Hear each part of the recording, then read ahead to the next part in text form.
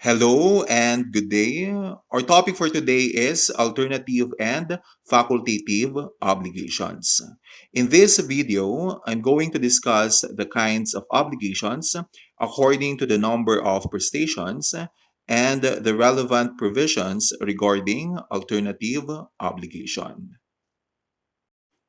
Recall that there are different kinds of obligations under the Civil Code, and they are first, pure and conditional obligations, second, obligations with a period, third, alternative and facultative obligations, fourth, joint and solidary obligations, fifth, divisible and indivisible obligations, and sixth, obligation with a penal clause.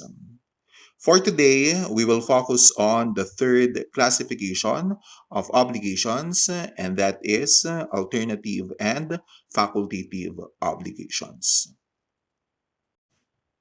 Let's start with the kinds of obligations according to the number of prestations. There are two kinds of obligations according to the number of prestations, and they are first, simple obligation, and second, compound obligation. Simple obligation is an obligation where there is only one prestation. Recall na ang prestation ay yung object or subject matter of the obligation. It may consist of giving, doing, or not doing something. Kaya tinawag itong simple obligation kasi meron lang siyang isang prestation. For example, D is to give a specific ring. In this example, there is only one prestation, and that is the giving of a specific ring. On the other hand, compound obligation is an obligation where there are several prestations. Meaning to say, itong compound obligation, meron itong two or more prestations. This may be a conjunctive obligation or distributive or disjunctive obligation. In a conjunctive obligation, several prestations are due, but all must be performed. In other words, kapag may dalawang prestations, dapat ma-perform yung dalawang prestations. Kapag may tatlong prestations, dapat ma-perform yung tatlong prestations. For example, D is to give C a specific ring, a specific watch, and a specific bracelet. In this example, there are many prestations. The giving of a specific ring, the giving of a specific watch, and the giving of a specific bracelet. So D must perform all of the prestations. D must deliver all the items to C. On the other hand, distributive or disjunctive obligation may either be alternative obligation or facultative obligation. So, what is an alternative obligation? Alternative obligation is an obligation where several prestations are due, but the complete performance of one of them is sufficient to extinguish the obligation. This is Article 1199 of the New Civil Code of the Philippines. Kapag sinabing alternative obligation, ito yung obligation na may dalawa o higit pa na prestations, pero kapag pinerform ni debtor yung isang prestation, sapat na yon para matapos ang obligation. For example, D is obliged to give a specific ring, a specific watch, or a specific bracelet to see. Take note na ang ginamit dito ay yung word na or. Kanina, yung ginamit na word sa conjunctive obligation ay yung word na and. Pero dito sa alternative obligation, ang ginamit ay yung word na or. In this example, there are many prestations. The giving of a specific ring, the giving of a specific watch, the giving of a specific bracelet. But the delivery of any of the three articles will extinguish the obligation. Kapag dineliver ni D yung specific ring, tapos ang obligation. Kapag dineliver ni D yung specific watch, tapos ang obligation. Kapag dineliver ni D yung specific bracelet, tapos ang obligation. The question is, if there are several prestations, who has the right to choose prestation? Sino ang may right na pumili ng prestation? The right of choice belongs to the debtor unless it has been expressly given to the creditor. This is Article 1199 of the New Civil Code of the Philippines. So as a rule, si debtor ang may right na pumili ng prestation. Unless pinagkasunduan ng parties na si creditor ang pipili ng prestation. The right of choice belongs to the debtor, but there are limitations on debtor's right to choose. First, the debtor must completely perform the prestation chosen. He cannot compel the creditor to receive part of one and part of another undertaking. This is Article 1199 of the New Civil Code of the Philippines. Sa example natin kanina, B is obliged to give a specific ring, a specific watch, or a specific bracelet to C. Kung ang pinili ni debtor ay ibigay yung specific ring, ibibigay niya ng buo yung specific ring. Hindi niya pwedeng ibigay yung kalahati ng specific ring, kalahati ng specific watch, at kalahati ng specific bracelet. Second, he cannot choose those prestations which are impossible, unlawful, or which could not have been the object of the obligation. This is Article 1199 of the New Civil Code of the Philippines. For example, D is obliged to give the son a specific watch or a specific bracelet to C. In this example, D cannot choose to give the son. Bakit? Because that is impossible.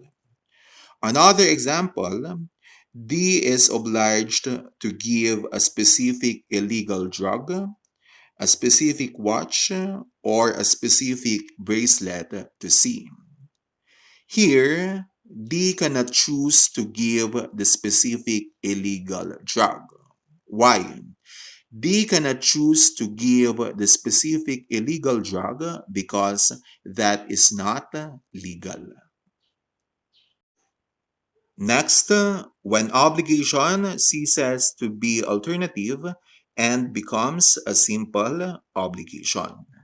Kailan nagiging simple obligation ang alternative obligation? First, when the debtor has communicated his choice to the creditor. This is Article 1201 of the New Civil Code of the Philippines.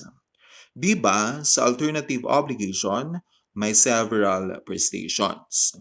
Kapag nakapili na si debtor ng isang prestation, that means magiging simple obligation na siya. Second, when among the prestations whereby the debtor is alternatively bound, only one is practicable. This is Article 1202 of the New Civil Code of the Philippines. Halimbawa, ang pagpipilian ay Neptune, Moon, or specific bracelet. Of course, yung Neptune at Moon ay hindi practicable. Ang practicable lang ay yung specific bracelet. Dahil isa lang ang practicable, magiging simple obligation na siya. Third, when the creditor has communicated his choice to the debtor, if the creditor has been expressly given the right of choice. This is Article 1205 of the New Civil Code of the Philippines. As I said earlier, the right of choice belongs to the debtor, unless it has been expressly given to the creditor. Kung si creditor ang pipili ng prestation at na-inform niya na si debtor kung ano ang pinili niya, yung obligation ay magiging simple obligation. Next, rules in case of loss of things or impossibility of services which are alternatively the object of the obligation before the choice is communicated. Here, there are rules when right of choice is with the debtor. This is Article 1204 of the New Civil Code of the Philippines. And when right of choice is expressly granted to the creditor, this is Article 1205 of the New Civil Code of the Philippines. Unahin natin yung when right of choice is with the debtor. If only one or some are lost through a fortuitous event or through the debtor's fault, the debtor may deliver any of the remainder or that which remains if only one subsists. If all are lost through a fortuitous event, the obligation is extinguished. This is based on the rule that no person shall be responsible for fortuitous event. If all are lost through the debtor's fault, the debtor shall pay the value of the last thing that was lost plus damages. If all except one are lost through the debtor's fault, and the remaining item is subsequently lost through a fortuitous event, then the debtor's obligation is extinguished. If all except one are lost through a fortuitous event, and the remaining item is subsequently lost through the debtor's fault, the debtor shall pay damages. I will give you an example in order for you to understand the rules. D is to give C a specific ring, a specific bracelet, or a specific wristwatch. In this example, hindi sinabi kung sino ang mamimili ng item na i-deliver. Therefore, the right of choice belongs to D. Kasi nga, si D ang debtor. If the ring is lost through a fortuitous event, D may deliver the bracelet or the wristwatch. Kasi nga, meron pang natitirang dalawa. Yun yung bracelet at wristwatch. So, pwede pang mamili si D between the bracelet and the wristwatch. The same rule applies if the ring is lost through the fault of D. Meaning to say, if the ring is lost through the fault of D, D may deliver the bracelet or the wristwatch. Kasi nga, meron pang natirang dalawang items. So, pwede pa siyang mamili between the bracelet and the wristwatch. If the ring and the bracelet are lost through a fortuitous event or through default, the obligation is converted into a simple obligation to deliver the wristwatch. This is converted into a simple obligation because only one item is left. If all things are lost due to a fortuitous event, this obligation is extinguished. This is based on the rule that no person shall be responsible for fortuitous event. If the ring and the bracelet are lost through a fortuitous event, the obligation becomes a simple obligation to deliver the wristwatch. This is a simple obligation because only one item is left. If the wristwatch is thereafter lost due to the fault of D, D shall pay damages. If the ring, the bracelet, and the wristwatch are lost one after the other due to this fault, D shall pay the value of the wristwatch, the last item that was lost, plus damages. If the ring and the bracelet are lost through this fault, the obligation becomes a simple obligation to deliver the wristwatch. If the wristwatch is thereafter lost through a fortuitous event, this obligation is extinguished. Next, when right of choice is expressly granted to the creditor. If only one or some are lost through a fortuitous event, the debtor shall deliver that which the creditor should choose among the remainder, or that which remains if only one subsists. If all are lost through a fortuitous event, the obligation shall be extinguished.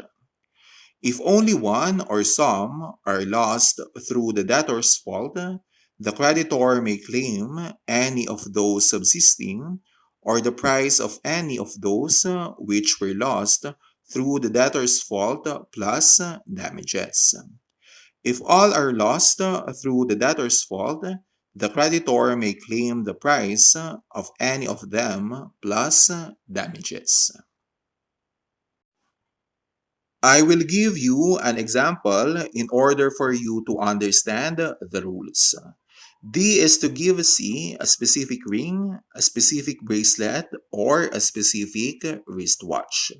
The parties agreed that C shall have the right of choice.